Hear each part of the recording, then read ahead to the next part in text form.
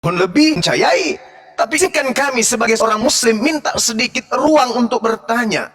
Bolehkah kami minta bukti bahwa yang datang kepada Paulus itu betul-betul anak Maria?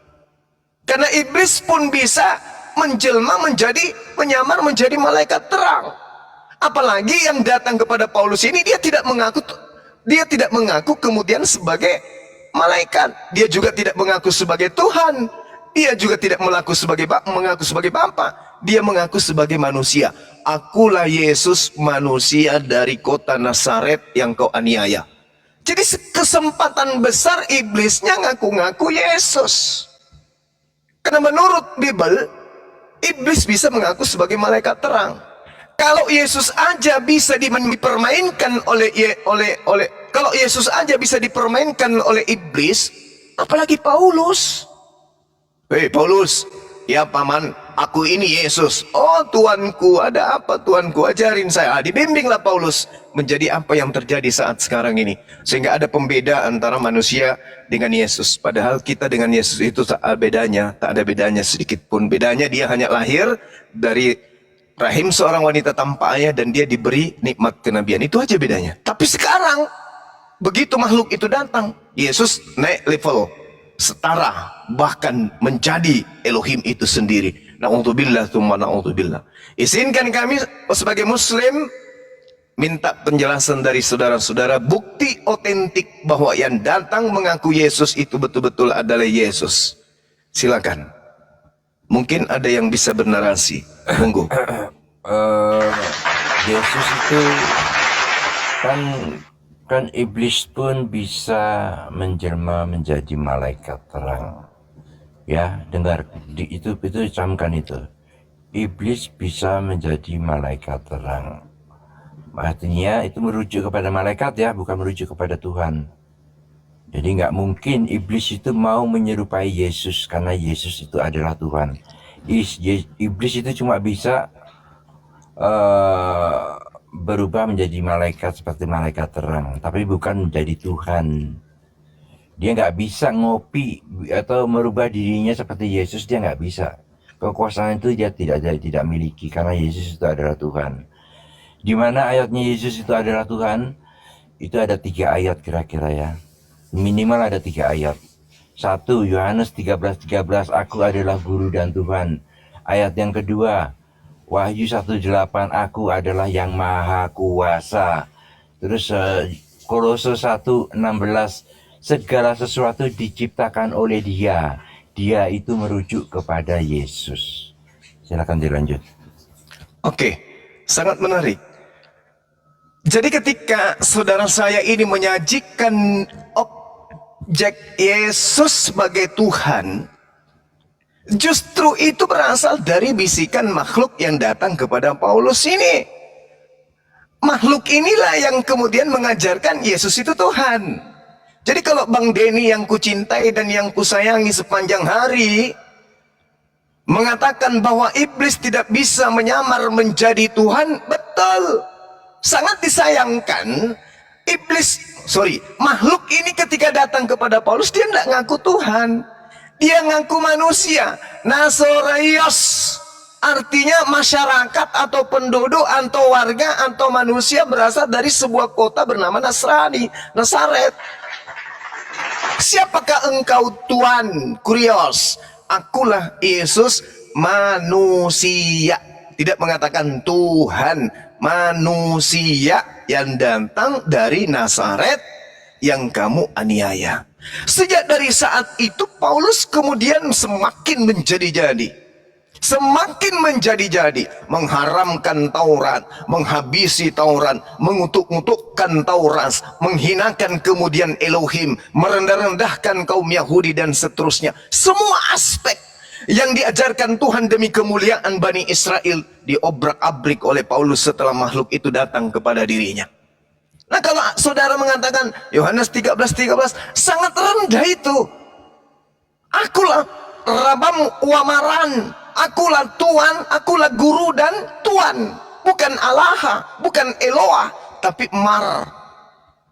Jadi aspek ini kemudian menjadi pendukung yang tadinya hanya Mar, yang tadinya hanya Kurios, yang tadinya bukan Eloa atau Alaha. Seketika Paulus membumbuhinya, semua aspek Tuhan tiba-tiba berubah menjadi Tuhan. Nah ini, jadi belum, masih jauh kita bisa menemukan bahwa indikasi betulnya yang datang kepada Paulus ini adalah Yesus. Belum. Satu poin sebelum ditanggapi. Di dalam kajian, ketika kita kemudian mengangkat Kisah Para Rasul 1 nomor 11, kita kulitin sampai berjam-jam satu data ini, di mana Yesus kemudian, di mana malaikat kemudian berkata pada saat beliau jasadnya Yesus ini terangkat kemudian ke langit, malaikat datang kemudian berkata, konon malaikat yang berkata dalam Kisah Para Rasul 1 nomor 11. Apa yang diterangkan di sana? Hai orang-orang Galilea, mengapakah kamu berdiri melihat ke langit? Yesus ini yang terangkat ke langit ini, yang kamu lihat, yang meninggalkan kalian, itu akan datang kembali dengan cara yang sama seperti kamu melihat dia naik ke langit. Saya ulang, kata malaikatnya, hai kalian orang-orang Galilea, mengapa kamu melihat ke langit? Yesus yang kau lihat terangkat ke langit meninggalkan kamu akan datang kembali dengan cara yang sama seperti kamu melihat dia naik ke surga. Berarti kenaikannya Yesus dengan jasadnya turun ke dunia kembali nanti untuk menemui orang-orang yang ingin ditemuinya lengkap dengan jasad. Tapi yang datang kepada Paulus ada jasad tidak? Ada jasad tidak? Tak ada jasad. Cuman suara. Itu pun menurut Kisah Para Rasul 9 dan Kisah Para Rasul 22 tabrak-tabrakan. Ada yang mendengarkan suara, ada yang tidak mendengarkan suara. Padahal penulisnya satu orang, yaitu Lukas. Nah sekarang permasalahannya, apakah malaikat keliru dengan mengatakan bahwasanya orang-orang Galilea akan melihat Yesus sedang melihat Yesus terangkat dengan jasad dan akan datang dengan jasadnya. Paulus mendengarkan suara ada jasad tidak? Tidak. Iblis berjasad tidak? Tidak. Setan berjasad tidak? Tidak. Roh jahat berjasad tidak? Tidak. Tapi mampukah kemudian roh jahat, iblis, setan berbisik kepada manusia? Mampu. Inilah yang terjadi terhadap Paulus. Jadi tadi aku Silakan. udah jawab. Aku tadi udah jawab ya, bahwa iblis itu cuma bisa menyerupai malaikat ya, tapi dia tidak bisa menyerupai Tuhan. Itu aja. Jadi yang Yesus yang menampakkan diri dalam arti penglihatan oleh Paulus itu, bagi saya itu adalah suatu kebenaran dan bukan suatu kepalsuan, karena Tuhan tidak bisa diserupakan. Itu bagi saya ya, gitu. Tuhan tidak bisa diserupakan oleh siapapun. Nggak palsu Tuhan. Jadi Yesus palsu itu seakan-akan di depannya Paulus itu bukan begitu. Itu tidak mungkin. Itu aja saya tolak itu pemahaman seperti itu. Silakan dilanjut. Oke Bang Den, singkat aja Bang. Tolong tunjukkan dan buktikan kalau itu adalah Yesus.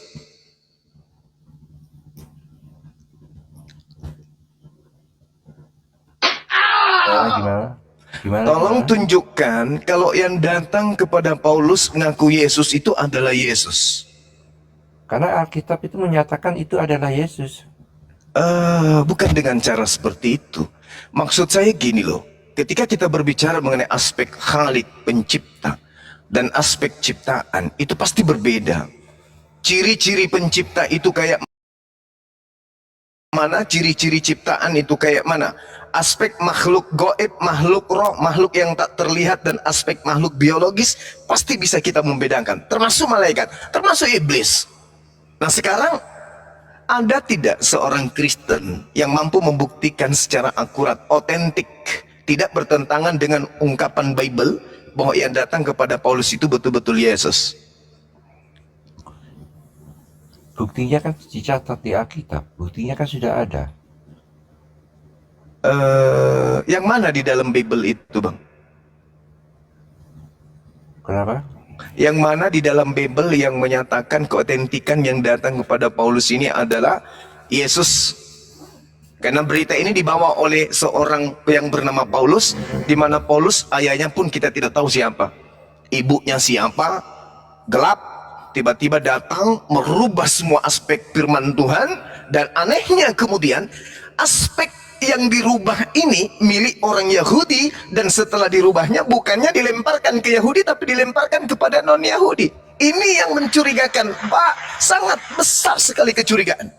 Harusnya ketika dia merubah hukum Tuhan yang datang kepada Bani Israel, hukum itu setelah dirubah untuk Bani Israel. Tapi kekeliruan dan kejanggalan kemudian terjadi ketika dikatakan bahwa hukum Taurat adalah milik kepunyaan Bani Yakub, tetapi ada oknum yang dijual Paulus mati terkutuk di atas tiang salib untuk membebaskan orang-orang Roma dari kutukan hukum Taurat. Nggak nyambung, pakai banget. Ini yang mencurigakan. Kalau dia datang kemudian, Yesus yang datang kemudian untuk membatalkan hukum Taurat, harusnya sebagai wakil Yesus, sebagai rasul Yesus, itu mati dia di tengah-tengah Yahudi untuk memperjuangkan dan mengobrak-abrik semua hukum-hukum Taurat, melawan itu semua. Jangan lagi ada melaksanakan Taurat, sudah tak berguna lagi. Tetapi apa faktanya? Dia malah melenggang ke Roma.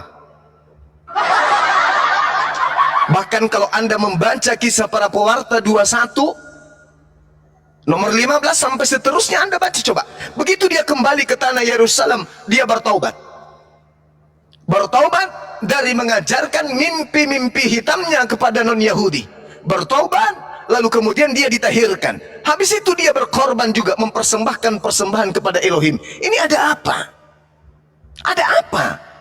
Kenapa primplan kalau yang datang itu betul-betul adalah Elohim, yang adalah Yesus katanya? Kenapa bisa? Dan rujukan kita sampai hari ini sudah 2020 tahun orang Yahudi berdiri tegak dan Kristen juga berdiri tegak. Mana ajaran Yesusnya di sini? Bukankah Yesus mengaku, aku diutus kepada domba yang sesat dari umat Israel? Kenapa Paulus enggak datang ke Yerusalem membawa pasukan mengobrak-abrik bait suci? Buang bakar semua itu Taurat. Yang berlaku adalah surah-surah Paulus. Mana buktinya? Tak ada. Semata-mata Paulus mengatakan apa? Dalam Galatia 1 nomor 16, aku diutus kepada non-Yahudi. Nah loh. Lalu dia katakan dalam Galatia 2 nomor 8, aku diutus kepada orang-orang yang tidak bersunat. Nah loh. Yesus kenapa jadi bingung Yesusnya? Yesus ketika datang ke tengah-tengah Bani Israel, aku diutus hanya kepada domba yang sesat dari umat Israel. Ketika dia berbentuk roh datang kepada Paulus, aku diutus untuk orang-orang yang tidak bersunat. Celoko. Maka karena itulah kemudian saudara-saudaraku Kristen yang pintar, yang cerdas, cendekiawan, yang inteleknya tinggi, kemudian IQ-nya tinggi, meraih Nobel apapun dalam kehidupan duniawi, please buktikan ke kami Islam ini bahwa yang datang pada Paulus itu betul-betul adalah Yesus Kristus. Tolong kasih bukti, silakan. Tadi kan sudah dijawab, buktinya itu sudah tertulis di Alkitab, itu sudah ada sebuah bukti bahwa itu adalah kebenaran. Yang mana bang? Yang mana di Bible? Mana? Kan si Paulus itu kan penganiaya umatnya Kristus. Makanya Yesus bilang, kamu menganiaya aku, maksudnya kamu menganiaya umatku. Itu, ya, itu bahasa sindiran itu. Ya, poin itu kita dapat, betul. Kita dapat. Saya ngerti pun itu, siapa yang menganiaya muridku sama dengan menganiaya aku. Membunuh muridku sama dengan membunuh aku. Nah sekarang pembuktiannya bahwa itu makhluk yang datang memperdengarkan suaranya adalah Yesus itu apa? Karena dengarkan baik-baik, sekali lagi saya katakan, jangankan Paulus sang manusia pendosa, kepada Yesus yang anak Elohim aja dia dipermainkan sama iblis, apalagi Paulus. Mana bukti?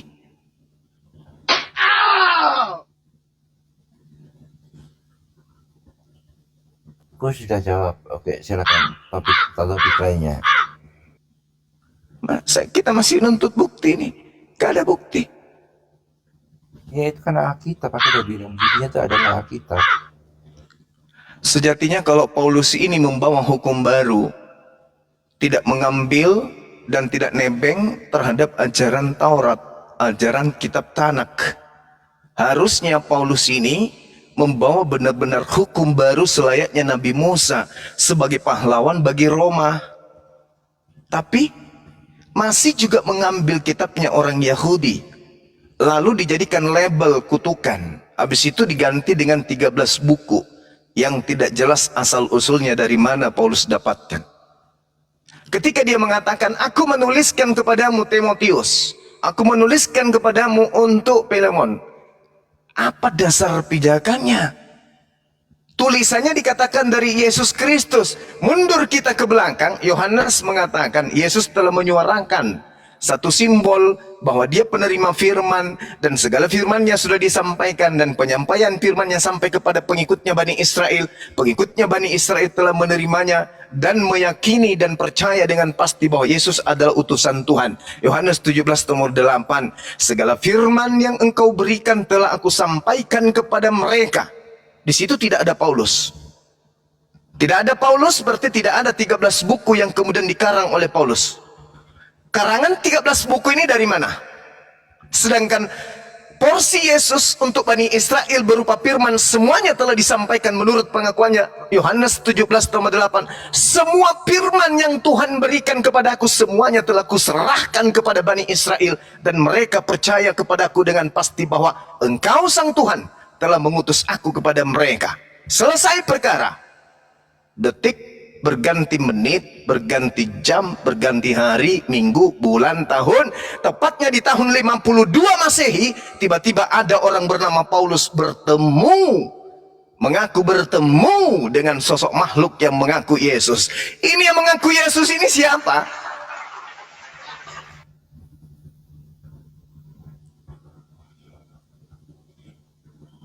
Untuk apa dia datang mengaku Yesus? Oh, mau memberitakan apa lagi? Bukankah dia sudah mengatakan segala firman itu sudah dia serahkan? Mau menyerahkan apa lagi? Si Paulus, si Yesus ini. Itu maksudnya segala firman yang telah kau berikan kepadaku telah kuberitakan sampaikan kepada mereka. Itu sampai detik itu. Betul. Bukan berarti setelah itu Yesus tidak berfirman lagi. Di mana dalilnya bahwa dia akan berfirman lagi, Bang Den? Ya, kalau Yesus itu kan Tuhan, apa yang dia katakan itu dia artinya berfirman. Mohon sampaikan pada kita di sini. Semua kata yang keluar dari mulut Yesus itu adalah firman. Betul. Tapi sekarang faktanya mana? Bahwa dia mengatakan aku akan datang berfirman lagi. Dia berkata-kata itu artinya sudah berfirman. Kamu kok gimana sih? Kita pahami itu, Bang Denny, saudaraku yang cakep dan sedikit agak bingung. Kau bingung. Iya, Bang. Dengarkan saya baik-baik, Bang Denny. Yesus mengatakan, aku akan pergi. Setelah aku pergi, yang datang siapa? Bang Den. Roh Kudus. Roh Kudus. Yang datang kepada Paulus mengaku Yesus siapa? Theophany Elohim. Bagus sekali. Theophany Elohim. Ini aja dulu. Ini aja dulu Anda selesaikan. Yesus mengatakan yang datang setelahku adalah, Itu kan konteksnya berbeda, Juma. yang datang setelahku adalah, Roke. yang datang setelahku adalah seorang penghibur Iya, manusia. Roh Kudus. Manusia yang Nggak akan ada- datang. nggak ada Yohanes tertulis manusia, 14, Juma. Yohanes 14 nomor 16. Coba baca. Ada tertulis itu orang itu manusia loh, seorang. Jangan buat saya tertawa. Coba Tadi saya lagi teks asli, serius. kita ke teks asli lah. Kalau Baik, mau lihat baik. teks. Silakan ke teks aslinya, silakan. Silakan. Bacaan so, aslinya apa? Silakan. Ya, Saya menghargai teman-teman. Kalau teman-teman saya ini mau belajar tentang Original teks. original teks. Lala. coba Ya, silakan. Yohanes 14 ayat 26. Nomor 16, Bang. 16, 14 Iya, dua. Yohanes 16. Yohanes 14 ayat 14. 16. Iya, Bentar. Mana ya?